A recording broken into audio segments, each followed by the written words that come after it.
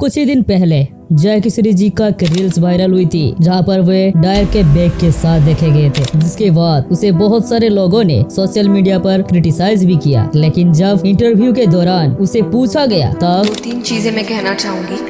पहला तो जो बैग की बात है, bag is a customized bag, और जो सबसे पहली चीज़ लोग कह रहे हैं कि लेदर है, उसमें कहीं भी लेदर नहीं है। वो एक कस्टमाइज्ड बैग है, और कस्टमाइज का मतलब कि आप अपनी मर्जी से बनवाते हैं, इसलिए मेरा नाम तक लिखा हुआ है उसमें कि मैंने अपना नाम, कि वो एक कस्टमाइज्ड बैग है, उसमें कहीं से भी कोई लेदर नहीं है। पहली बात तो डायर जितनी भी बैग्स बनाता है ना, वहाँ पर लेदर यूज होता है, और ये लेदर एनिमल के स्किन से ही बनता है। एनिमल के स्किन में टैनिंग की जाती है। टैनिंग वो प्रोसेस होता है जिसमें स्किन को लेदर में चेंज करा जाता है। मोस्टली लेदर गाय के स्किन से बनता है, और इसके अलावा भी बकरे के स्किन हो गई या फिर भेड़ के स्किन हो गए, इन सारे स्किन से ही लेदर बनता है। लेदर बनाने के लिए पहले तो एनिमल को मारा जाता है, फिर उसके बॉडी से स्किन को निकाला जाता है। लेकिन कभी कभी तो ऐसा भी होता है एनिमल्स को मारने से पहले ही उसके स्किन को निकाला जाता है, जिसके वजह से एनिमल्स को बहुत ही ज्यादा पेन होता है। और जितने भी लोग लेदर से बने हुए चीजों को खरीदते हैं, वे डायरेक्टली तो नहीं लेकिन इनडायरेक्टली एनिमल क्रुएल्टी को बढ़ावा देते हैं। जया किशोरी जी बहुत सोशल मीडिया पर एक्टिव रहते हैं, उन्हें इस बात का तो पता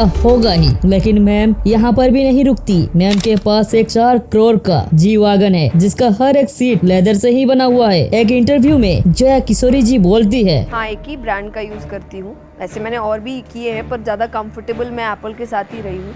पर मुझे हर नए मतलब जो नया निकलेगा मुझे चाहिए। जो कि उसके पर्सपेक्टिव से सही भी है, क्योंकि जो इंसान एक कथा के लिए 9 लाख रुपए लेते हैं, जिसमें से 4.5 लाख कथा के पहले और बाकी के 4.5 लाख कथा के बाद, वे लोग हर साल एक फोन को खरीदने के लिए 2 लाख खर्च भी कर दे तो कोई परवाह ही नहीं। लेकिन किसकी पैसों से? उन भक्तों की पैसे ना, जो कथा के द्वारा उनसे ली गई थी। भगवान के नाम को संकीर्तन करके जो ये पैसे कमा रही है, उन सारी पैसों को एक ऐसी चीज में खर्च किया जा रहा है जिस चीज को बनाने के लिए पशु के ऊपर क्रूरता किया जा रहा हो। अपने ही इंटरव्यू में वे सॉरी बोलने की बजाय अपने ही एक्शंस को ही जस्टिफाई कर रही है। वो झूठ बोल रही है कि उन्होंने कस्टमाइज किया हुआ है अपने बैग्स को। लेकिन आपको डायर के बैग्स खरीदने के दौरान पता चलेगा कि कस्टमाइजेशन का सिर्फ 2 ही ऑप्शन अवेलेबल है। एक अपने बैग को पसंदीदा कलर देना, और दूसरा बैग के ऊपर अपना नाम लिखवाना। इसमें लेदर डालना है या नहीं, इस चीज का कस्टमाइजेशन में ऑप्शन ही नहीं है। जया किशोरी जी जिस गद्दी पर बैठते हैं ना, उसे व्यास गद्दी बोला जाता है। भगवत कथा के दौरान उस स्थान को सबसे पवित्र स्थान माना जाता है, और उस गद्दी पर बैठने वाला हर एक इंसान को भगवान के रूप में माना जाता है। और उनके मुख से जो भी वचन निकलेंगे उसे भगवान वेद व्यास के वचन स्वरूप माना जाता है। इतनी पवित्र स्थान पर बैठकर ऐसा कार्य करना जो कि मोहमाया का दर्शाता है, वो लज्जाजनक है। जो भी कंट्रोवर्सी हुई है ना, उसमें जय किशोरी जी की अकेले की गलती नहीं है, उन लोगों की भी गलती है जो लोग उन्हें फॉलो कर रहे हैं। पहले के जमाने में कुछ ऐसे लोग थे जो स्क्रिप्चर्स को पढ़ते हैं, उन्हें जिंदगी के बारे में स्पिरिचुअल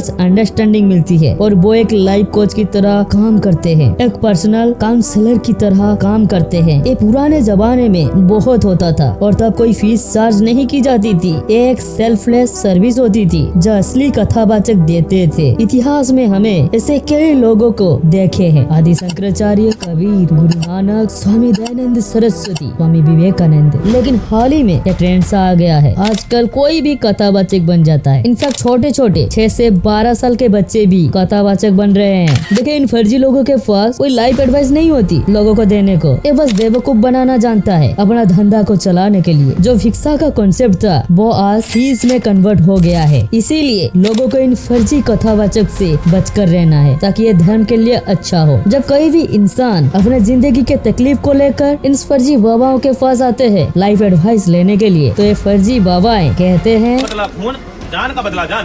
तेरी माँ की जान बचाने के लिए क्या कर सकते हो? बलि चढ़वा, बकरा और बकरी की, दोनों की। ठीक है, इसके ऊपर से उसरुवा आने वाले शनिवार को यहाँ पे बलि चढ़वाया इस मंदिर में। हाँ क्योंकि- देखा आपने, लोग अपने स्वार्थ को हासिल करने के लिए एक मासूम जानवर को भी नहीं बख्शती। इस मूर्ख को शायद ये पता नहीं है, माँ काली बलि अवश्य लेता है, लेकिन मासूम जीवों की नहीं, उन पापाचारी अन्यायी अत्याचारियों की जो इस धरती पर आतंक मचाते हैं। अगर बलि देने का इतना ही शौक है तो खुद की बलि दो, तब जाकर तुम लोगों को जिंदगी क्या होती है और उसका कीमत क्या होती है ये पता चलेगा। अगर किसी की जान बचा नहीं सकते ना तो उससे उसका जान मत छीनो, क्योंकि उसका भी हक है जीने का। वीडियो अगर पसंद है तो फिर लाइक करना और चैनल पर नए हो तो सब्सक्राइब जरूर कर लेना। तो फिर मिलते हैं एक नए मजेदार वीडियो के साथ, एक नए इंफॉर्मेटिव टॉपिक के साथ। तो फिर मिलते हैं, बाय।